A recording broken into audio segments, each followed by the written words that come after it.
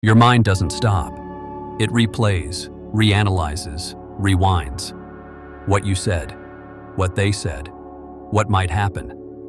Overthinking feels like control, but it's actually the opposite. It's your mind looping because it doesn't trust stillness. But monks aren't free from thought. They're just no longer trapped by it. They don't fight their mind. They sit with it. They breathe through it. Because the path to peace is not through more thinking, it's through presence.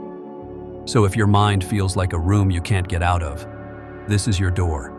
Simple, silent, always open. This isn't about fixing your thoughts. It's about changing your relationship with them. Teaching 1. The mind creates noise. You create space. The monk doesn't wait for his mind to go quiet. He learns how to sit beside the noise without becoming it. Your mind will think. That's what it does.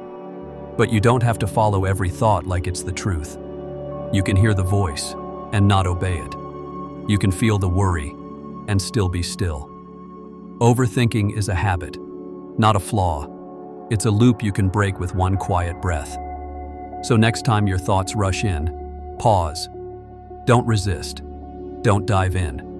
Just say inwardly, I'm here. You're just thoughts. And return to the breath, to the body, to now. Teaching 2. You don't need more answers. You need fewer questions. The monk doesn't search endlessly for why. He returns to what is. Because overthinking often disguises itself as a need to understand. But true understanding rarely comes from loops. It comes from presence. When you overthink, you leave the moment for a mind-made story. And the longer you stay in the story, the further you drift from your breath. So instead of asking, what if? What now? What next? Ask this, what is real right now? And if these teachings offer you clarity, consider subscribing and tap the bell so you don't miss what's next. Because calm doesn't come from knowing everything. It comes from needing less. The mind wants closure. It craves neat endings, clean answers. But life isn't always clean. People don't always explain. The past doesn't always make sense. And the monk knows, peace doesn't come from solving everything. It comes from surrender. Because overthinking is often your mind trying to rewrite what already happened, or control what hasn't yet. But now, this moment, this breath, asks for nothing but your presence. So what if you stopped chasing the perfect thought and started listening to the quiet one? The one that says, you're safe now, you're here now, that's enough. The loop breaks not when the thought ends, but when you stop feeding it. Teaching 3. Thinking and awareness are not the same. Most people live inside their thoughts, never realizing they can step outside of them. The monk doesn't stop thinking. He watches thought, like clouds passing across a wide sky. Awareness is the sky. Thoughts are the weather. And just like the sky is never harmed by the storm, you are never harmed by what passes through your mind. But you forget. You think you are your thoughts, that every anxious idea must be true, must be you. But awareness says, I see this, and I stay still. This is how the monk stays calm even in chaos. Not because the mind stops, but because he no longer follows. You are not the thinker. You are the one who notices the thinking. That shift, from being inside the thought to witnessing it, is everything. The monk sits. He hears the chatter of the mind. What if this happens? Why did they say that? Did I make a mistake? And instead of answering, he breathes. Instead of reacting, he observes. Because awareness doesn't argue with the mind. It lets it pass. And the more you practice watching your thoughts without judgment, the less power they have. You don't stop overthinking by force. You stop it by space. So next time the storm rises, don't dive in. Step back and remind yourself, I am the sky. Teaching 4. Stillness is not silence. It's attention without tension. The monk doesn't aim for an empty mind. He cultivates a still one. Because stillness doesn't mean nothing is happening. It means you are no longer at war with what's happening. Overthinking is tension, tightness in your breath, in your chest, in your mind. But stillness? It's soft. It's steady. It watches everything without needing to fix it all. So when your mind races, don't shout back. Don't chase clarity. Instead, breathe. And bring your attention to what's already here. The sound, the light, the body. That's where stillness begins. Not when thoughts stop, but when tension does. Stillness doesn't demand silence. It invites attention. The monk doesn't escape to quiet places. He creates quiet wherever he sits, not by pushing thoughts away, but by letting them float without grabbing hold. You can feel the thought rise. I should have done better. What if I fail? What if they leave? And still stay soft. Stillness is the space between thought and reaction. It's where breath leads, not fear. So the next time you notice the noise building, don't fight it. Let it unfold. Let it rise. Then let it pass, like wind across a field. You don't have to fix the mind. You just have to sit with it without flinching. And in that simple sitting, peace begins to return. Teaching 5. Return is the real power, not control. You won't stop every thought. You'll get caught sometimes. The mind will run. That's okay. The monk doesn't aim to never wander. He trains himself to return. Return to the breath, to the now, to the body. Because peace isn't found in perfectly controlling the mind. It's built through gently guiding it back each time it strays. Overthinking pulls you into stories. Presence pulls you into truth. So instead of getting upset when you lose yourself in thought, smile. You noticed. That's the practice. And each time you return, you build something deeper. A quiet trust, a steady center, a mind that follows your lead, not the other way around. Return is not failure. It's strength. The monk doesn't judge himself for wandering thoughts. He notices, breathes, and returns. Again and again. That's the real discipline. Not perfection, but presence. And every time you come back to your breath, to your body, to the quiet underneath the noise, you grow stronger.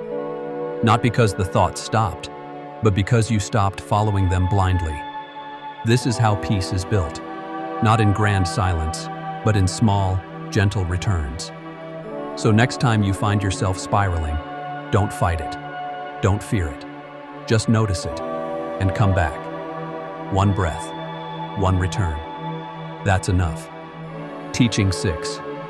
Clarity comes after stillness, not before. The mind tells you to think more to find peace.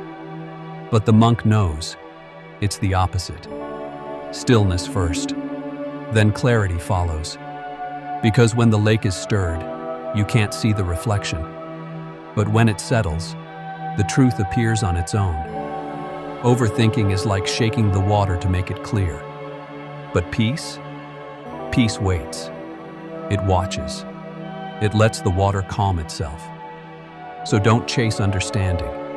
Create space for it. Let the mind slow. Let the questions soften. And the answers, they'll arrive when you no longer need them to. The monk doesn't force insight. He prepares the space for it. Because clarity isn't something you push toward. It's something that rises when pressure fades. And often, what feels confusing today will make perfect sense once the tension is gone. So let yourself not know. Let the answers be quiet. Let the moment be enough without needing to explain it.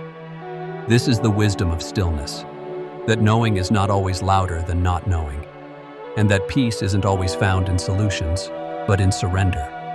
You don't have to figure it all out. You only have to stop fighting what is.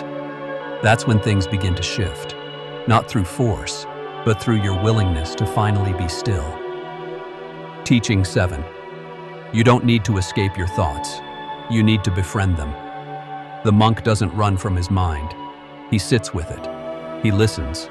He softens. Because the more you resist a thought, the louder it gets. But the more you welcome it without fear, the faster it fades. You don't calm your mind by silencing it. You calm it by creating safety inside yourself.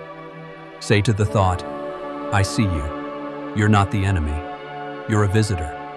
And like all visitors, you'll pass. This is the practice of gentle awareness. Not fighting the thought, not feeding it, but simply letting it exist without losing yourself in it. That's where real peace begins. Not in escape, but in compassion. You've spent years running from your thoughts, arguing with them, avoiding them, trying to silence them. But the monk does something different. He invites them in like a host who's no longer afraid of what shows up. Because when you stop resisting, you stop feeding.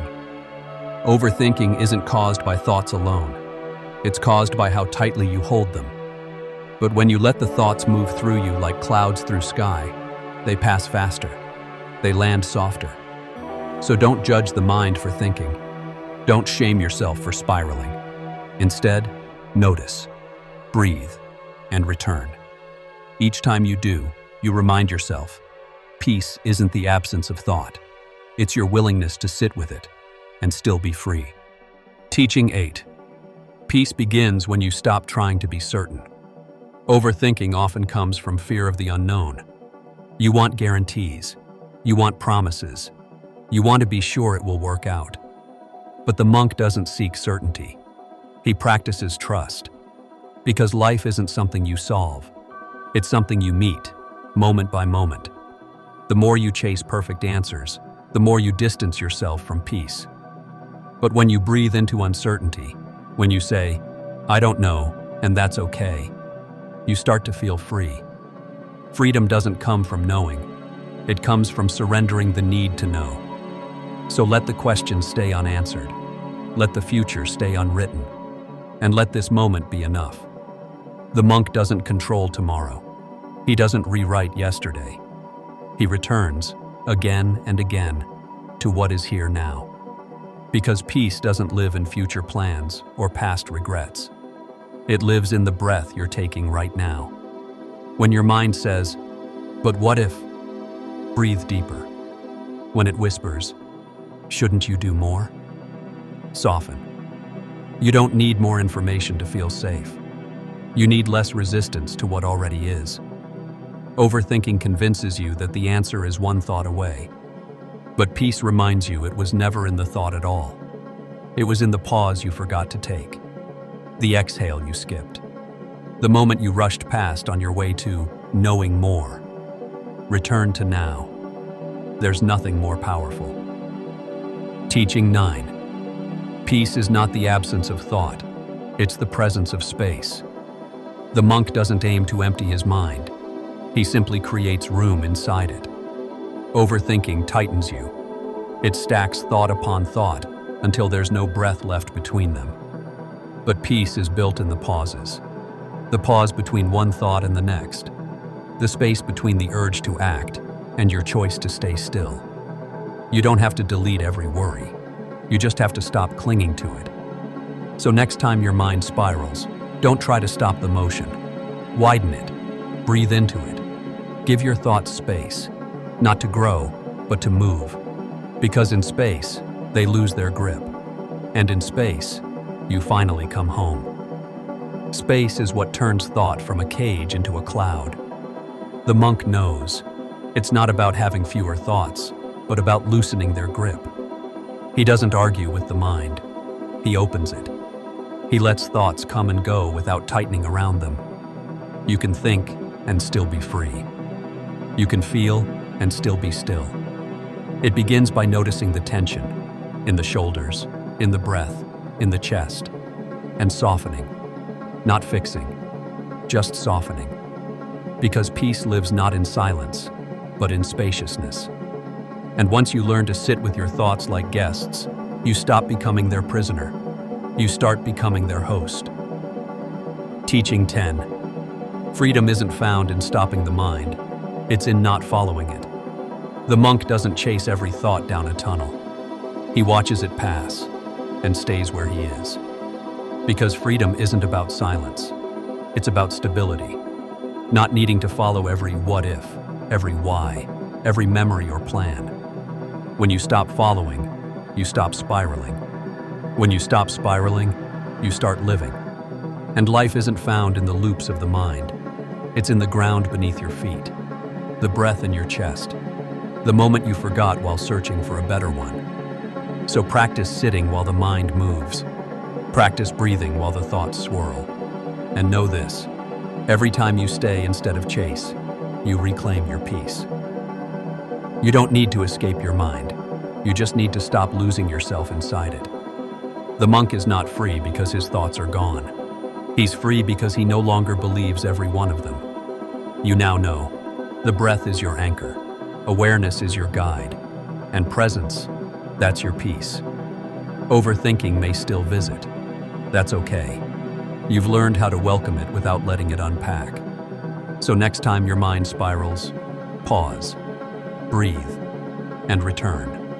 Again and again. Because peace isn't a finish line. It's a practice. And now, I'd love to hear from you. What's one thought you're ready to stop chasing? And what would it feel like to let it go? Drop your reflection in the comments.